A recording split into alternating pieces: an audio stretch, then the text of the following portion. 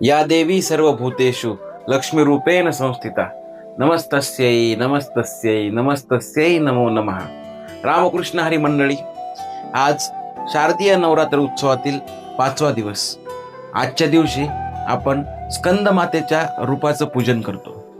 आजच्या व्हिडिओमध्ये आपण जाणून घेणार आहोत 5व्या दिवशी केल्या जाणाऱ्या स्कंद मातेच्या पूजेचे महत्त्व। भगवान शंकर आणि पार्वती मातेचा विवाह झाला, त्यानंतर त्यांना एक पुत्र जन्माला आला आणि त्या पुत्राचे नाव होते स्कंद किंवा कार्तिकेय। त्या स्कंदाला आपल्या मांडीवर घेऊन बसलेल्या देवीला स्कंद माता हे नाव पडले।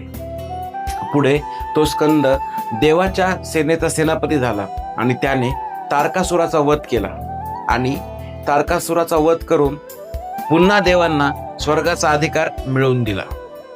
कार्तिकेय अर्थात स्कंदाच्या जन्माबद्दल पुराणामध्ये एक अतिशय रहस्यमय कथा आहे, ज्याच्याबद्दल आपण या व्हिडिओच्या शेवटी बोलणार आहोत। स्कंद मातेचे स्वरूप अतिशय दिव्य आहे। त्या पांढऱ्या कमळावरती विराजमान आहेत। त्यांच्या 4 हातापैकी 2 हातामध्ये कमळ फूल आहे, एका हातामध्ये स्कंद बालक आहे, तर एका हाताने त्या भक्तांना आशीर्वाद देत आहेत। त्यांच्या मुखावर अद्वितीय तेज व करुणा झळकते। स्कंद मातेची पूजा केल्याने मनातील भीती, अस्थिरता आणि दुःख दूर होते। भक्ताला ज्ञान, आरोग्य आणि आध्यात्मिक प्रगती प्राप्त होते। मन निर्मळ होते, त्याचबरोबर आध्यात्मिक प्रगतीचा मार्ग साधकाचा खुला होतो। भक्तांच्या जीवनात धैर्य, प्रेम, समाधान हे वाढते। पुराण कथेतील त्या रहस्यमय कथेनुसार भगवान शंकर आणि पार्वती यांच्या विवाहानंतर त्यांच्या संयोगातून एक दिव्य तेज प्रगट झालं।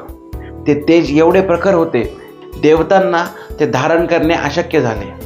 देवतांनी ते तेज अग्निदेवाला दिले।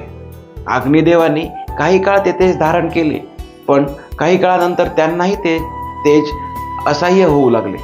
मग अग्निदेवाने ते तेज गंगा मातेला दिले। गंगा मातेने आपल्या प्रवाहामध्ये ते तेज धारण केले आणि काही काळानंतर त्यांनी ते तेज हिमालयातील शरवण या सरोवरामध्ये सोडले आणि त्या सरोवरामध्ये तेथील तेजकणांमधून एक दिव्य बालक, ज्याला 6 मुख होते, तो प्रगट झाला आणि तोच होता स्कंद अर्थात कार्तिकेयन।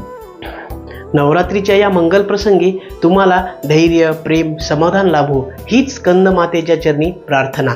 नवरात्रीच्या 6व्या दिवशी कोणत्या देवीची पूजा केली जाते हे तुम्हाला माहीत असेल तर आम्हाला कमेंट बॉक्समध्ये नक्की कळवा आणि आमच्या व्हिडिओला लाईक, शेअर, सबस्क्राईब करायला अजिबात विसरू नका।